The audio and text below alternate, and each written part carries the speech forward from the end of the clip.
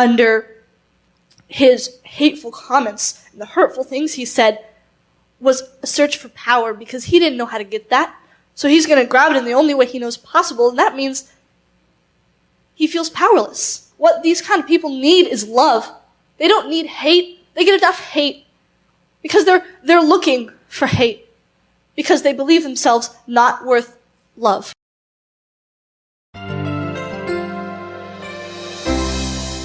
Hello, a lot of people. All right. Hi, I'm Hunter. I'm from the junior teen group, and I'll be speaking about positive judgment. All right. At camp, I learned something that I hadn't known. Something new. A subject known by many, but not often used. Positive judgment. Y'all must be thinking like, oh, you look good today. No, that's a compliment. Positive judgment is, well, a positive influence on a general action. I know, big words, I'll explain. So, when you have a compliment, it's usually a physical or visual appearance of someone that you're judging. A positive judgment is when you go past what when you go past what the eyes can see and you see with your heart, which reminds me of camp. It's that, the feeling, that love, the peace, the happiness, the positive judgment they were showing me made me feel free. Not free of anything specifically, but free of being without doing that. Free to do without being judged, and freedom. Oh man, did that feel good. Let me explain so you know what it looks like. Okay, we have Rodney, we have Bob. Bob's version of positive judgment. Walks up to Rodney. Hey, you looking good, man. No, that's a compliment. What is with you guys and compliments? He's only basing it off of Bob's physical appearance. Now watch Rodney. No, man, you're looking good. In fact, you're looking extraordinary. There are no words to describe how amazing you look. I look at the sun and it's dull compared to your smile. I look at the stars and I remember the glimmer of hope I see in your eyes. I look at space and even all that space can't fill up how much I love you, Bob. You're the man, the myth, the legend of my story. I'm the puzzle and you're the pieces. There is no me without you. We're the Gemini, the kindred, the sun, moon, the dawn, dusk. You're the pizza and I'm the toppings. Bob. You complete me, Bob. That's positive judgment. All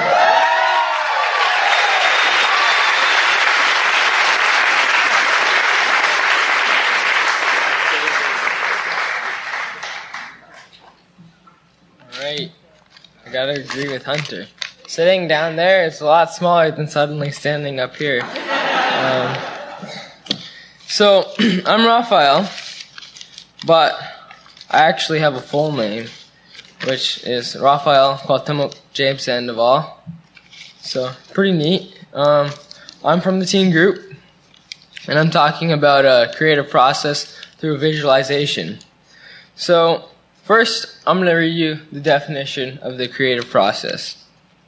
So, the creative process is universal spirit operates through universal law, which receives the direct impress of thoughts, feelings, and beliefs, and brings them into form. This universal law is impersonal, consistent, and absolute.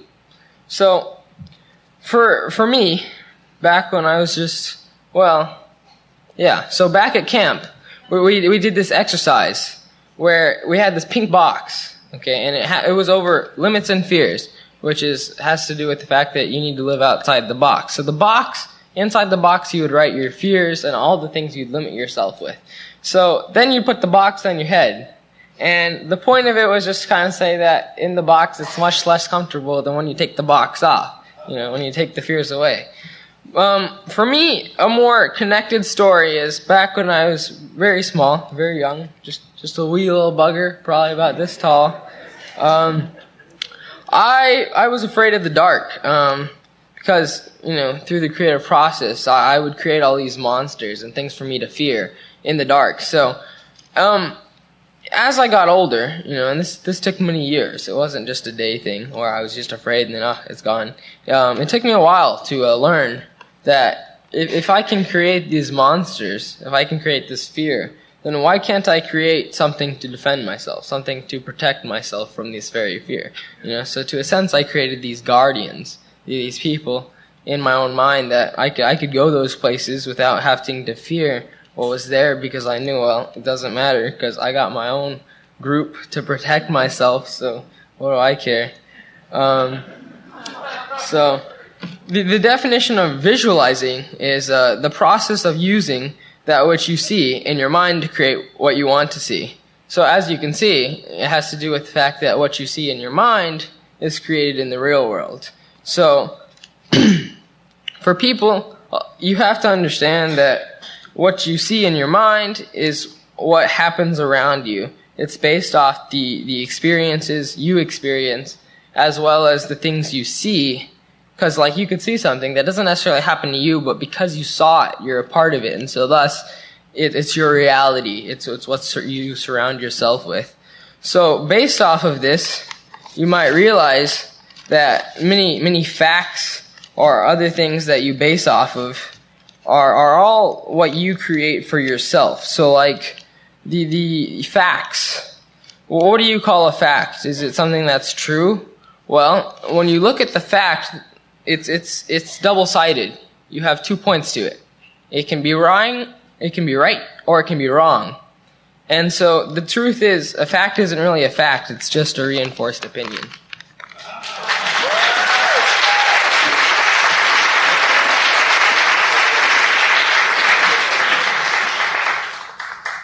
Good morning, I'm Savannah. Just want to thank you guys for showing up here today. So we just returned from our teen camp in California, and I just don't really know what to say because it was just such a wonderful experience. And it just really taught me a lot on how to change my perspective.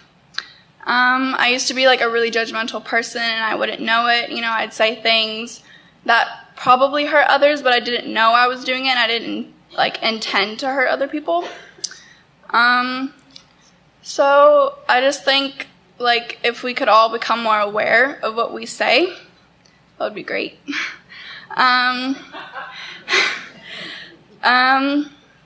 This camp just really taught me how to love people no matter what they do to you. You know, you just have to just still love them because they need it. It taught me to forgive but not to forget. It taught me how to accept things and situations even if I don't understand them. It made me realize how powerful we all are, and I think we all really just need to come together and just like join forces, whatever you want to call it, but just like I don't know, we're just so powerful. I think it's really important for us to see the light in everything, especially with all the negativity that surrounds us today. I know we all complain about problems that are going on in our world. There's a lot of political matters going on, money limitations, even if you have issues at home. But by complaining, we're just repeating and sending that negative energy back out into the universe. So if we change our thinking, it could really help on, our perspective. I think, they always tell us to say those affirmations, and a lot of us say, oh yeah, we'll do it, and, we do it when we get home, then we forget about the next morning, and I'm guilty of that. So maybe if we just, really take part and really start saying those things to ourselves, could really help. Change is a pretty big word. It means a lot to me because there's been a lot of change in my life, but I'm really thankful for that. I used to be really scared of change, but I learned to accept it, and I love that word now. I think it's a beautiful thing. I think change means the new. It means the lessons we learn. It's a fresh start. I don't really know what to say, but thank you.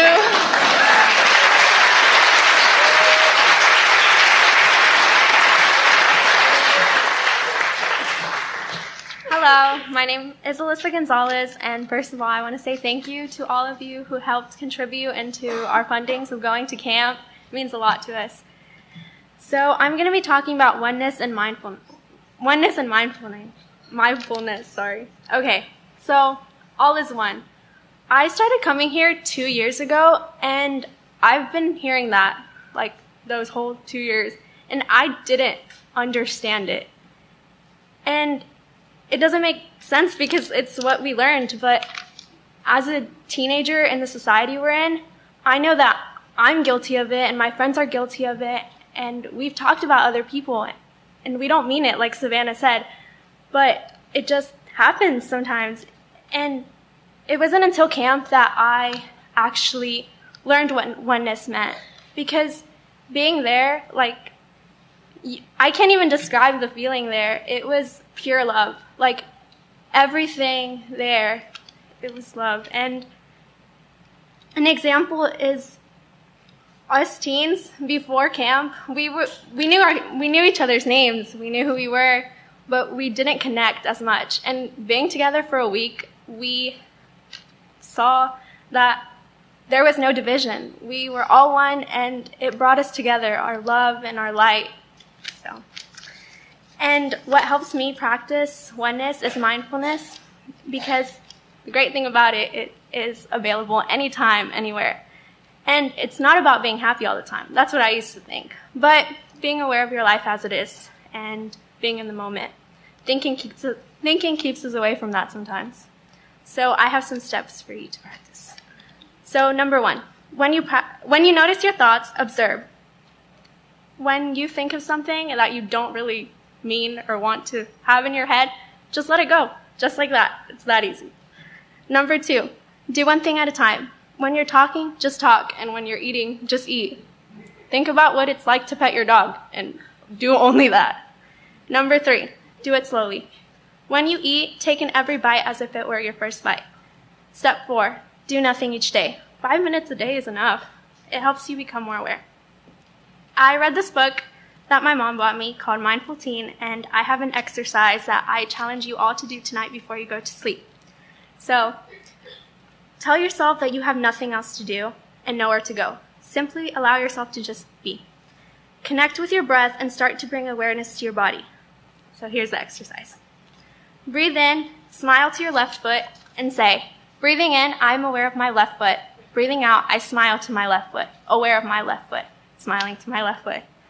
Then, with the next breath, gather your awareness and slowly switch to your right foot. There's no wrong or right way to do this. Keep doing it until you have gone through your whole body, your chest, your head, your arms, everything. And at last, thank yourself for taking the time to take care of your body. This can help with stress or pains, and with oneness like it helps me. This exercise and being mindful has helped me realize that we are all one, there's no division, and we are all God. Thank you.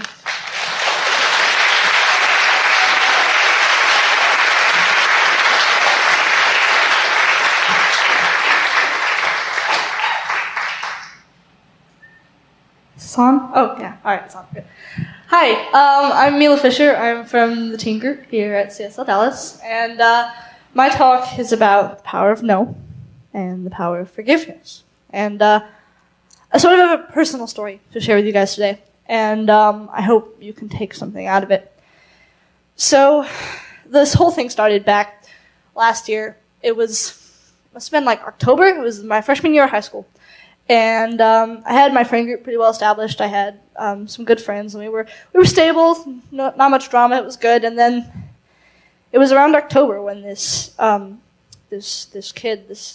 boy swooped in, sort of like a whirlwind, and into our friend group.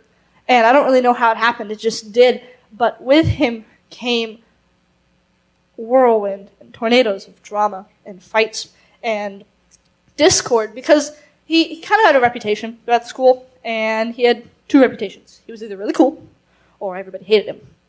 And those are 2 pretty strong things, but there was really no in between. And so my friend group had different opinions, and suddenly everybody was splitting apart, everybody was fighting, and there were like arguments over group texts. Everybody was like talking behind each other's backs, and it was terrible. It was terrible. I hated it. And even though I wasn't really participating in the fights, I would watch them go by. I would receive 100 texts in like 15 minutes, and I would watch them argue over text, and it just kind of weighed on me emotionally to watch my friends fight like this, and it took a lot out of my life at that time, and I was really involved in it, and my academic studies and my art studies kind of started to slip under the rug, and it was kind of hard, because I was totally involved, and my emotional health was going down. I felt terrible all the time. But there was one night where I sort of had sat down and nothing was really going on, and I just had a chance to think about it. And it came to me that I didn't like this.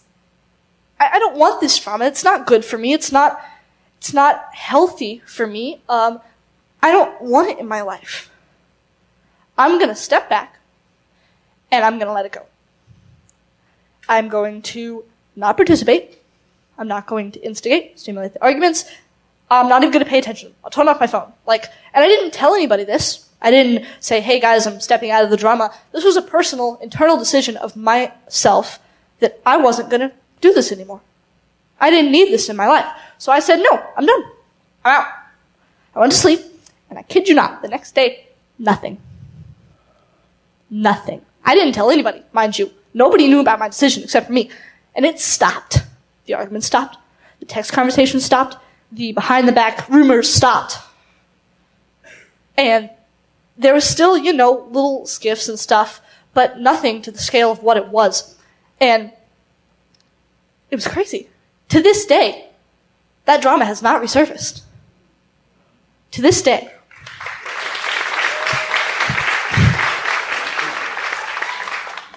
Now, after that, this kid who came in, he was the center of it all. And it took me a long time to forgive him. Because he had said some hurtful things to me, and more importantly, my friends. I was mad at him. I was upset. I didn't like him. It took me a while to forgive him, but after I stepped back, I kind of started seeing him differently.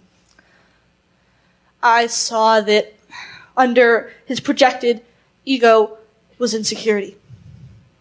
Under his hateful comments and the hurtful things he said was a search for power because he didn't know how to get that.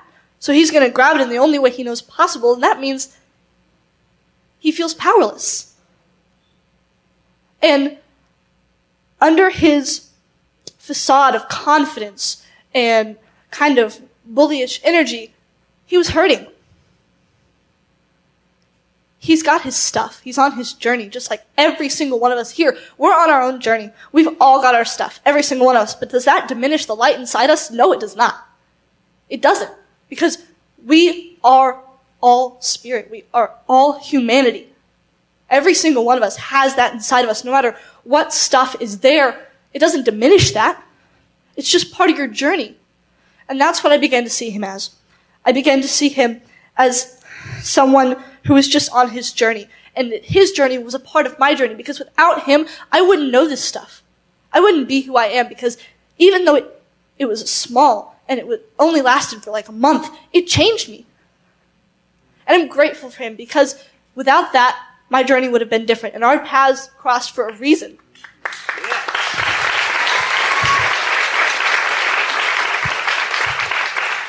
Eventually, I learned to love him.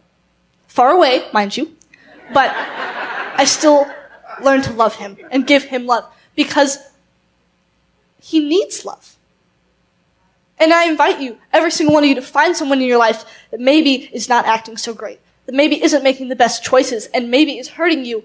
Now, that doesn't mean you have to let them in to hurt you further. It just means give them love. From a distance, but give them love. Because what these kind of people need is love. They don't need hate. They get enough hate because they're looking for hate, because they believe themselves not worth love. So that's what we need to give them. Thank you.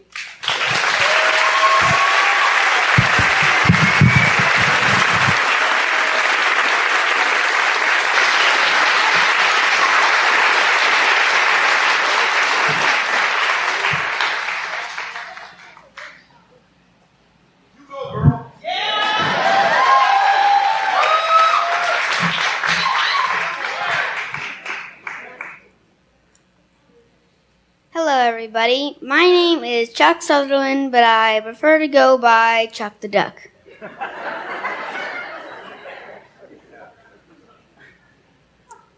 So, today I'll be talking about the universe and your couch.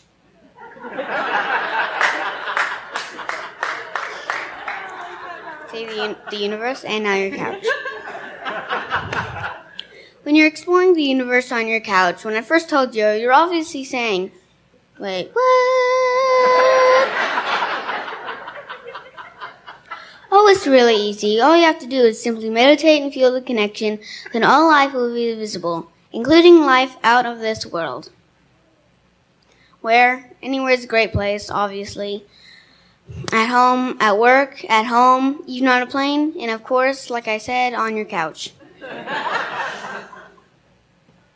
Who? Anyone. You. Life is available to everyone, obviously. All you have to do is accept it. Why? By doing this, you can regain knowledge. I like to explore past lives when I meditate. Some people like to learn from the universe and ask questions about the universe. Meditating can clear the mind from negative thoughts, because you don't want those, obviously. It also helps with hard decisions. Any time is a great time to accept light, the universe, and of course, love. All of us are one. While meditating, imagine you're one with everything. By doing this, it helps you connect to the universe. Try memorizing that we are all one with everything. It will help you explore the universe from your couch. And Hovercat. The end.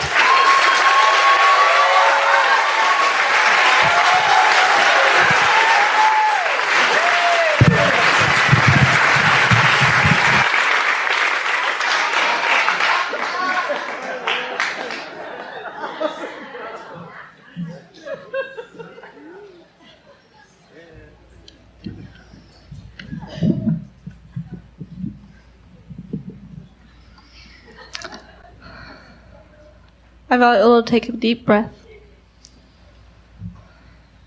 and close your eyes. Feel with your energy, the energy around you, the energy that flows throughout all of us as we know that this is. It is in every sense. It is the peace, the love, the beauty, the whole, the one, the spirit. And it flows through every single being in existence. We know that we are a part of that one. That we are a droplet in the ocean of the water of light. And that we are all connected in ways we can't imagine. We know that this oneness comes from inside us and goes out and comes from outside us and goes in and flows endlessly. And in this endless nature, we are grateful for all that we have and all that we give, all that we receive consistently in a never-ending, infinite loop of love and oneness. And in this oneness, we release. And we know that it will forever be this way. It always has been. It always will be. And we say, and so it is.